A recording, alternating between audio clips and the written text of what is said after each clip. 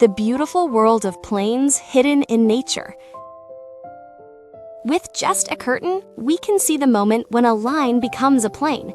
When we gather a thin curtain to one side and tie it with a ribbon, it looks like a long line. But when we spread the curtain wide to block the sunlight, the line moves and a wide plane appears.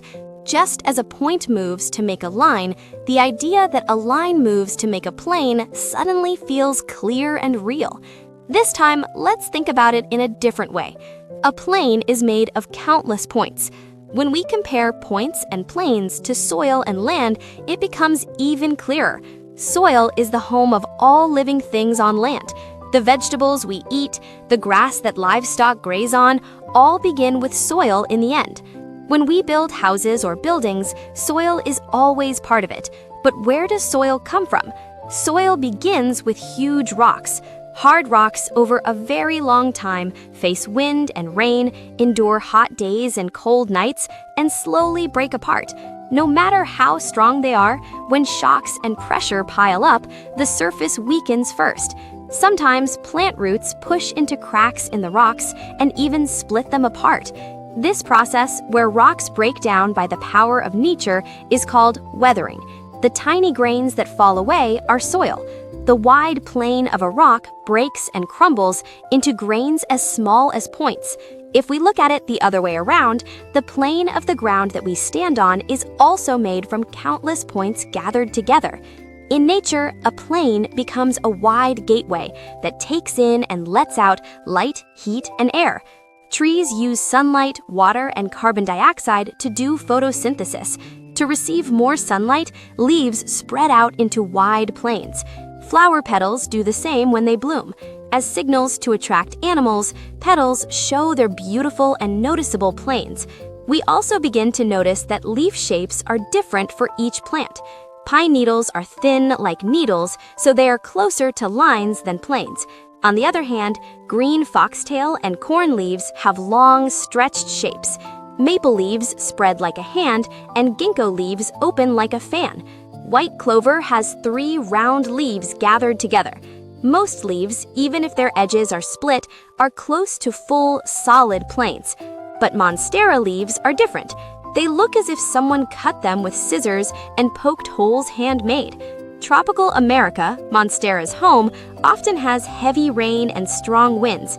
If leaves are wide and whole, they tear easily, so split and hole-filled shapes are better at holding on. Also, through those gaps, the leaves below can receive sunlight, which helps with photosynthesis. It is not that the plane is smaller, but that the plane is spread in a different way. Animal ears are also planes we find in nature. Even within the same species, the size of ears changes depending on the environment they live in.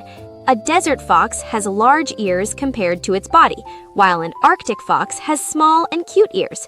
Ears are not only for hearing sounds, but also pathways for releasing heat.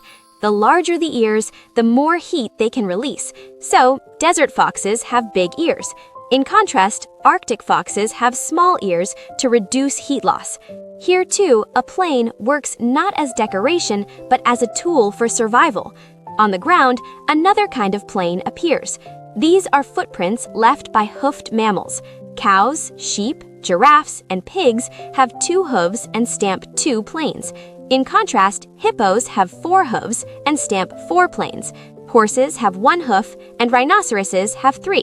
Just by looking at the small planes left on the ground, we can guess what kind of body the animal has. There are planes in the sky, too. They are the wings of birds. Depending on flight style and ecology, birds have different wing shapes. The wings of gliding birds like seagulls and albatrosses are long and narrow, while the wings of swallows and peregrine falcon are fast and sleek. The wings of eagles and owls are wide and flat, so they can gain strong lift. With little effort, they can stay in the air for a long time. Planes in nature are not decoration, but serve a function: to receive sunlight, to endure wind, to release heat, to fly for a long time. Nature spreads planes as much as needed and leaves them open as much as needed. Planes seem to spread not to become wider, but to survive.